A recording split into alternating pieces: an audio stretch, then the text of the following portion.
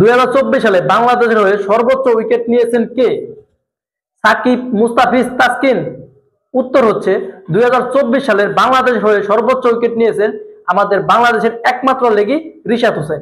তিনি 24 ম্যাচে 35টি উইকেট নিয়েছেন। শুধু কি তাই, তিনি একটা রেকর্ড গড়েছেন যা ইতিপূর্বে বাংলাদেশের কোনো বোলার করতে পারেননি। তিনি 35টি উইকেট নিয়ে একটা রেকর্ড গড়েছেন। তিনি দেশে এবং বিদেশে সমান তালে পারফরমেন্স করে যাচ্ছেন। তিনি দেশের বাইরে ওয়েস্ট ইন্ডিজের বিপক্ষেও ভালো পারফরমেন্স করেছে এবং ওয়ার্ল্ড কাপের মতো টি-20 ওয়ার্ল্ড কাপেও তিনি 14টি উইকেট নিয়েছেন এবং তার পারফরমেন্স ধারাবাহিকতা ছিল এবং তার এই ধারাবাহিকতার ফলশ্রুতিতে তিনি বিগ ব্যাশের মতো একটা টুর্নামেন্টে তিনি জায়গা করে নিয়েছেন এবং বিগ ব্যাশের ফ্রাঞ্চাইজিরা তাকে দলে ভিড়িয়েছেন। কিন্তু রিশাদ হোসেন এনওসি পেয়েছিলেন মাত্র 9 দিনে, সেখানে বরিশাল বাড়িয়ে 10 দিন করেছেন। একজন প্লেয়ার যেখানে একটা টুর্নামেন্ট খেলতে যাবে সেখানে 9 দিন খেলে তিনি কি করতে পারবেন এবং একটা টুর্নামেন্ট খেলার জন্য 9 দিন এনওসি কি প্রযোজ্য? সেখানে বরিশাল দিয়েছে 10 দিনের। রিশাদ হোসেন তিনি বিগ ব্যাশকে গুরুত্ব না দিয়ে তিনি বিপিএল খেলাকে গুরুত্ব দিয়েছিলেন, কিন্তু বিপিএল ফ্রাঞ্চাইজি কি তাকে গুরুত্ব দিয়েছে? যদি গুরুত্ব দিত তাহলে বরিশালে 2 ম্যাচে তাকে দেখা যেত। এখানে বরিশাল 2টা ম্যাচ খেলেছেন। প্রথম ম্যাচে দুর্বার রাজশাহীর সাথে ম্যাচটা জিতেছে।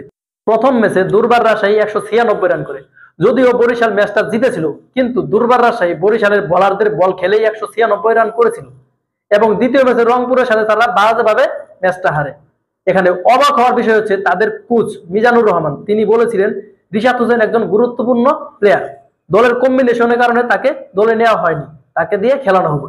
তাকে দিয়ে যে খেলানো হবে সেটা আমরা জানি, কিন্তু তিনি যে একজন টপ পারফর্মার তার কি গুরুত্ব তিনি পেয়েছেন? যদি তাই পেতেন তিনি 2 ম্যাচেই খেলতো। এই না খেলানোর মাধ্যমে রিশাদ হোসেনকে কি মেসেজ দেওয়া হয়েছে?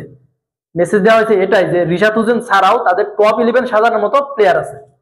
রিশাদ হোসেন তিনি ধারাবাহিকভাবে তার পারফরমেন্স করে যাচ্ছেন। তিনি জাতীয় দলের হয়ে ভালো পারফরমেন্স করেছেন, তিনি ওয়েস্ট ইন্ডিজ সিরিজে ভালো পারফরমেন্স করেছেন, টি-20 ওয়ার্ল্ড কাপে তিনি 14টা উইকেট নিয়েছেন। তার ধারাবাহিকতা তিনি বজায় রেখেছেন। একজন বোলার এত পারফরমেন্স করার পরও যদি তিনি কম্বিনেশনের কারণে তিনি দলের বাইরে থাকে, সাইড বেঞ্চে বসে থাকে, তাহলে কি পারফরমেন্স করলে একজন বোলার বরিশালের হয়ে তারা মাঠে খেলতে পারবে? তো যারা খেলতেছে বোলার তারা কি ভালো পারফরমেন্স করে এসেছে? যদি ভালো পারফরমেন্স করতো তাহলে 2024 সালে সেরা বোলার হতো, কিন্তু সেটা তো হতে পারেনি কোনো বোলার। 2024 সালে সেরা বোলার হচ্ছে রিশাদ হোসেন, আর সেরা বোলারকে তারা সাইড বেঞ্চে বসিয়ে রাখছে আর বলতেছে দলের কম্বিনেশনের কারণে তাকে দলে নেওয়া হয়নি। কম্বিনেশনই যদি বিষয়টা হয় তাহলে তার চেয়ে ভালো প্লেয়ার আছে। যদি ভালো বোলাররাই থাকতো তাহলে এই 2 ম্যাচেই বাজেভাবে মার খেলো বোলাররা এবং রংপুর রাইডার্স 15 ওভারে তারা ম্যাচ জিতে যায়। তাদের বোলাররা কি করলো যে 15 ওভারে রংপুর রাইডার্স ম্যাচ জিতে যায়? তারা কি কোনোভাবে আটকাতে পারলো না? এখানে আরো অবাক হওয়ার বিষয় হচ্ছে ঢাকার দিকে তাকালে তাদের বেহাল দশা। লিটন কুমার দাস কবে ভালো পারফরমেন্স করবে সেই আশায় বসে আছে ঢাকা। এদিকে মার্কেটারি টি-20 মার্কেটারি একজন ব্যাটার সাব্বির হোসেন তাকে বসিয়ে রেখেছে সাইড বেঞ্চে। এদিকে সাকিব খানের দল নাম্বার 1 সুপারস্টারের দল ঢাকা ক্যাপিটালস বড় দল, তাদের স্পন্সরের কোনো অভাব নাই। বাসের দিক তাকালে তাদের প্লেয়ারের চেয়ে তাদের স্পন্সরের সংখ্যা বেশি এবং সাকিব খান নাম্বার 1 সাকিব খান তিনি বড় বড় সেলিব্রিটিদের নিয়ে তাদের দলকে উৎসাহিত করলো।